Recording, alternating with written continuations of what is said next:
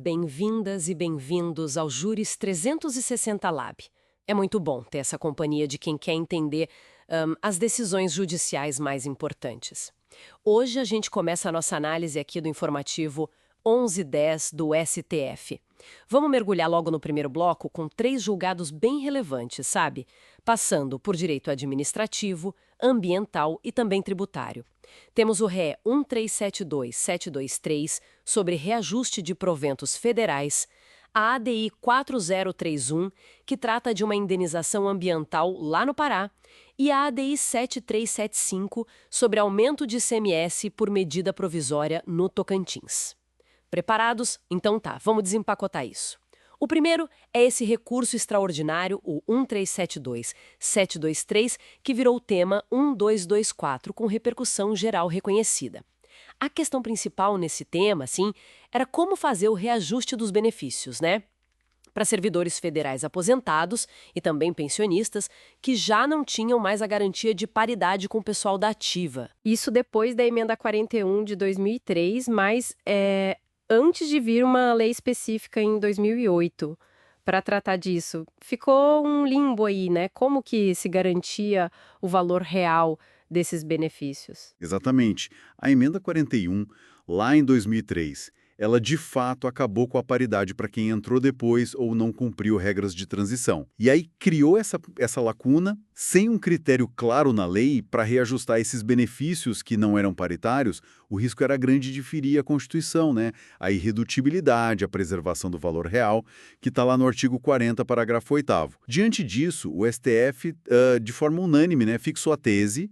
Vou até ler um trechinho aqui. É constitucional o reajuste de proventos e pensões não beneficiados pela garantia de paridade pelo mesmo índice de reajuste do Regime Geral de Previdência Social, RGPS. E isso é importante dizer, é para o período anterior à Lei 11.784, de 2008, usando um normativo que era do Ministério da Previdência. Ah, então usaram o índice do INSS, basicamente, para tapar esse buraco legislativo. Isso, o índice do RGPS. O mais interessante aqui foi justamente o STF validar essa solução que veio por uma orientação normativa, a ON número 3 de 2004. O Supremo entendeu que essa ON tinha fundamento numa lei anterior, a Lei 9.717 de 98, e que ela era, na verdade, necessária para fazer valer o comando da Constituição, para preservar o valor real dos benefícios, entende? Foi, assim, um jeito de preencher a lacuna de forma pragmática até que o Legislativo atuasse com a Lei de 2008. Então a Corte validou essa flexibilidade da administração para garantir direitos. Entendi. Uma solução bem pragmática mesmo para garantir direitos previdenciários. E essa ideia de preencher lacunas e garantir direitos me leva para a próxima questão, a ADI 4031. Aqui a gente muda para direito ambiental, né? Uma lei do Pará que criou uma indenização em dinheiro para a exploração mineral. E isso era além da obrigação normal de reparar o dano. O STF achou isso constitucional? Então, a discussão foi quente. O STF disse que, em princípio, sim, a proteção do meio ambiente pode sim acumular diferentes tipos de tutela, ou seja, reparar o dano e ainda pagar uma indenização em dinheiro. Uma coisa não exclui a outra, sabe? Uhum. A ideia da indenização adicional, por si só, não seria inconstitucional, mas, e aqui vem o pulo do gato, a Corte declarou inconstitucionais os parágrafos dessa lei do Pará que definiam como calcular essa indenização. Os parágrafos 1º a 4º do artigo 38 da lei estadual. Ah, então o problema não foi a indenização em si, mas o jeito de calcular. Exatamente. O problema foi a forma. A lei do Pará atrelou a indenização a um percentual fixo sobre a receita da venda do minério, tipo 1% para um minério, 2% para outro. E o STF viu o problema nisso. Disse que ou isso parecia demais com a CEFEM, que é aquela compensação financeira pela exploração mineral, que só a União pode cobrar. Certo. Invadiria a competência da União. Exato. Ou então tinha cara de taxa de poder de polícia, sabe? Aquela cobrança pela fiscalização da atividade. No fundo, o Estado acabou criando um tributo disfarçado ou invadindo a competência federal. A indenização por dano ambiental, segundo o STF, Tem que ter uma ligação direta com o dano específico causado. Tem que ser apurada caso a caso, num processo administrativo, garantindo defesa para o explorador e não um percentual fixo sobre a receita bruta. Entendi a lógica da corte sobre a competência, a natureza da cobrança. Mas essa necessidade de apurar caso a caso, individualmente, não pode acabar tornando tudo muito complexo? Lento demais para garantir a compensação ambiental na prática? Olha, é uma preocupação válida. Sim. A questão da operacionalização disso. A decisão do STF ela prioriza a correção jurídica, né? A constitucionalidade, vinculando a indenização ao dano real. A complexidade administrativa é um desafio, não dá para alegar. Mas a alternativa, que era o percentual fixo, foi vista como juridicamente impossível, por causa da invasão de competência e por descaracterizar a indenização. Então a mensagem é clara. O fim ambiental, mesmo sendo nobre, não pode atropelar a Constituição, a repartição de competências, a natureza das coisas. Faz todo sentido. A forma tem que respeitar o fundo constitucional. E falando em regras da Constituição que limitam o poder do Estado, né? Vamos para o último caso de hoje. A ADI 7.375. Agora é direito tributário lá no Tocantins. O Estado aumentou a alíquota geral de ICMS usando medida provisória em 2022. Só que essa MP só virou lei mesmo em 2023. Aí a briga foi quando esse aumento pode começar a valer. Logo depois da MP virar lei ou só no ano seguinte? A questão da anterioridade, né? Pois é, e aqui o STF foi bem direto, reafirmando que já vinha decidindo, para fins de anterioridade anual, aquela do artigo 150, inciso 3, a linha B da Constituição, o que importa é a data da lei de conversão, não da medida provisória.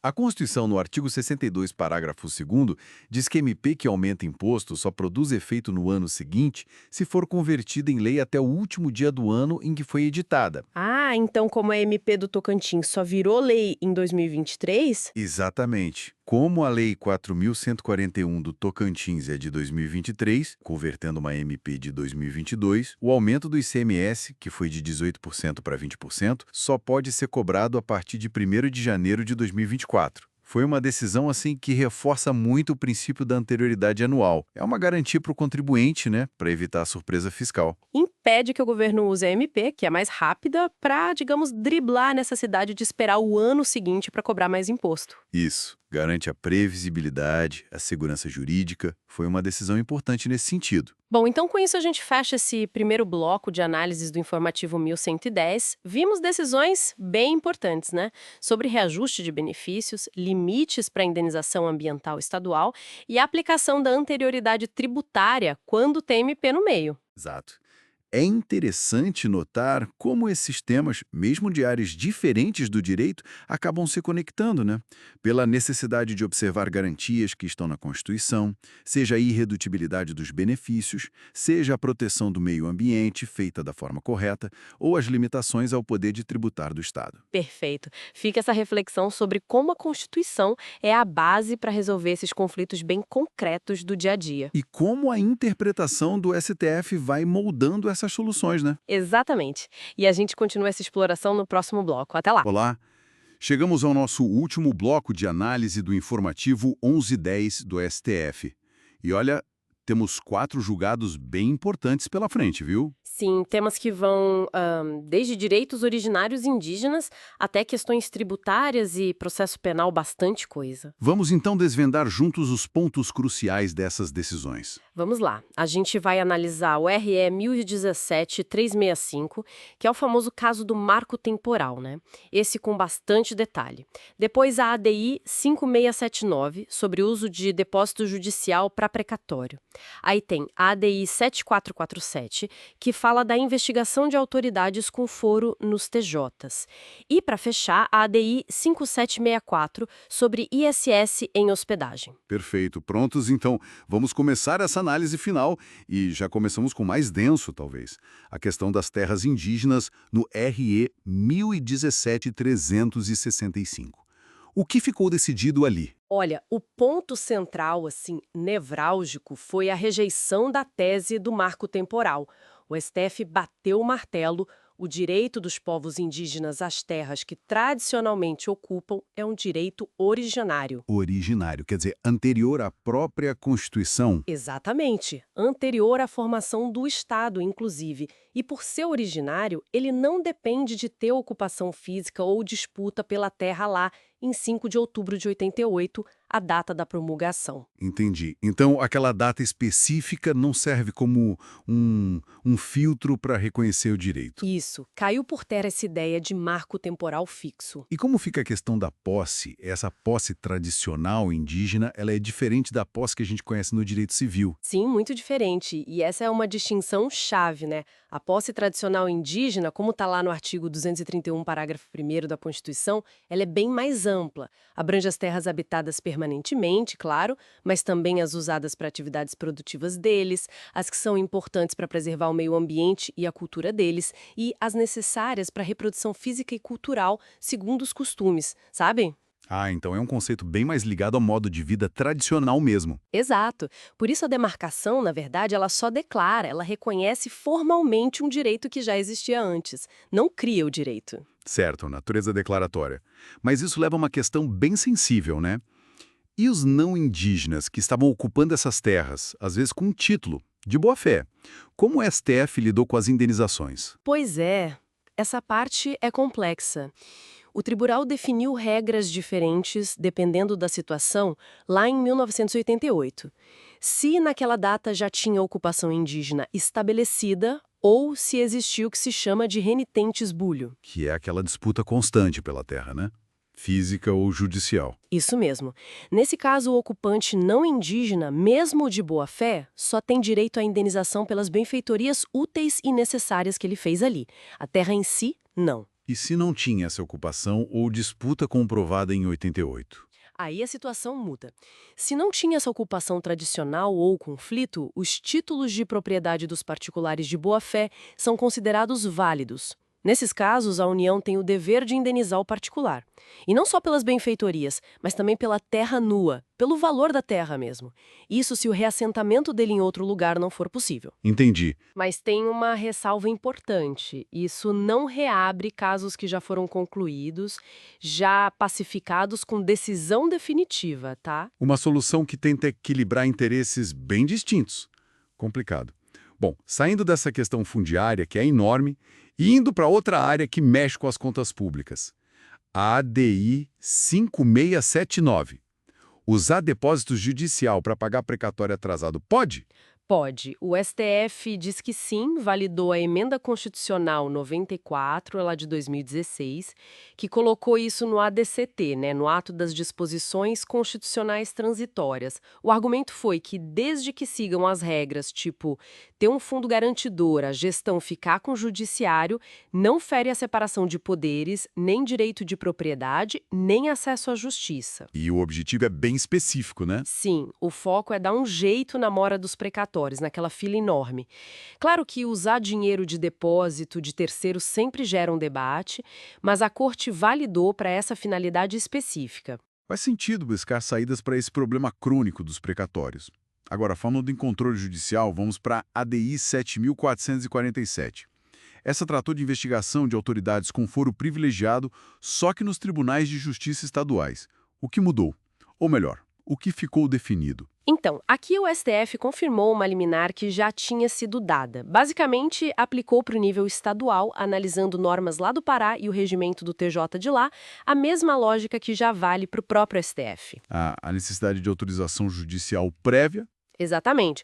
Para instaurar uma investigação, seja pela polícia, seja pelo Ministério Público, contra alguém que tem foro por prerrogativa de função no Tribunal de Justiça, precisa de autorização do desembargador relator no TJ e todo o procedimento tem que ser supervisionado pelo tribunal, desde o comecinho. Entendi. Reforça um controle do judiciário sobre essas investigações em todas as fases. Isso garante a supervisão judicial desde o início. Interessante essa simetria. E para a gente fechar a nossa análise de hoje, um tema tributário que pega muito o setor de serviços, a ADI 5764.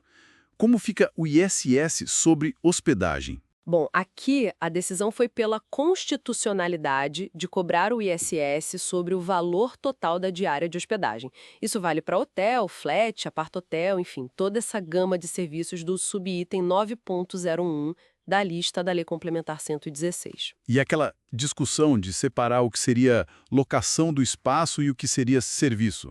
Pois é, o STF rejeitou essa tese, não dá para fatiar, sabe? Considerou a hospedagem como uma atividade complexa, um serviço único, uma obrigação de fazer, ou talvez mista, né? Mas o ponto é, incide ISS sobre o valor completo da diária. Entendi. Serviço completo, tributação completa pelo ISS. Ufa, 4 decisões de peso, hein?